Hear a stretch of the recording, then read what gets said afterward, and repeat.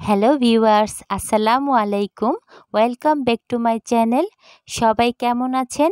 আশা করি আল্লাহর রহমতে সবাই অনেক ভালো আছেন।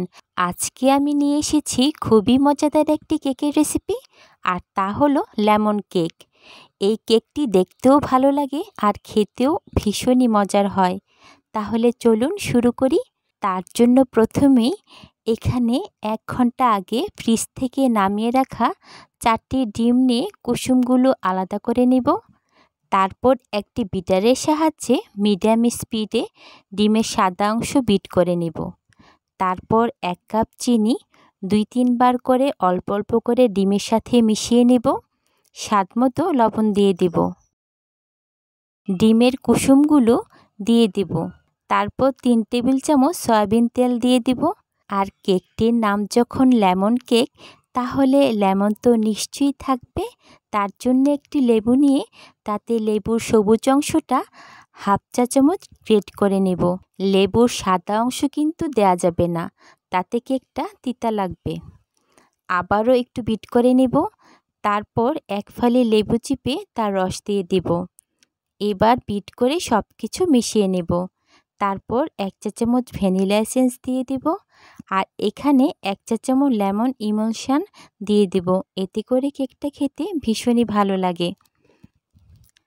আর কালারটা সুন্দর আসার জন্য 1 ফোঁটা গ্রিন কালার দিয়ে দেব। এরপর বিট করে সব কিছু মিশিয়ে নেব। তারপর শুকনো উপকরণগুলো মিশিয়ে নেব। এই জন্য 1.5 কাপ ময়দা নিয়ে নেব। 1 চা চামচ করে বেকিং পাউডার ও বেকিং সোডা দিয়ে দেব। তারপর কেকের টেস্ট ভালো আসার জন্য এখানে 1 চা চামচ পাউডার মিল্ক দিয়ে দেব। এরপর অল্প অল্প করে ঢেলে নিয়ে ব্যাটারটা একটা স্প্যাচুলারের সাহায্যে আস্তে আস্তে মিশিয়ে নেব। এই তো আমাদের কেকের ব্যাটারটা একদম রেডি। এখন 8 ইঞ্চির একটি মোল্ডে তেল ব্রাশ করে একটি বাটার পেপার বিছিয়ে দিব। তাতে কেকের ব্যাটারটা ঢেলে দেব। একটি কাঠের সাহায্যে নেড়ে দেব, যাতে কোনো বাবলস ক্রিয়েট না হয়। একটু ট্যাপ ট্যাপ করে নেব। এখন চুলায় বেক করে নেব। তাই একটি কড়াইতে স্ট্যান্ড বসিয়ে 10 মিনিট প্রিহিট করে নেব। তারপর 25 থেকে 30 মিনিটের জন্য ঢাকনা দিয়ে ঢেকে কেকটা বেক করে নেব।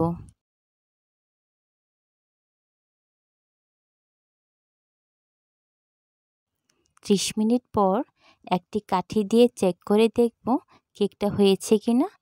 কাঠিটা ক্লিন আসলেই বুঝতে হবে যে কেকটা আমাদের হয়ে গেছে।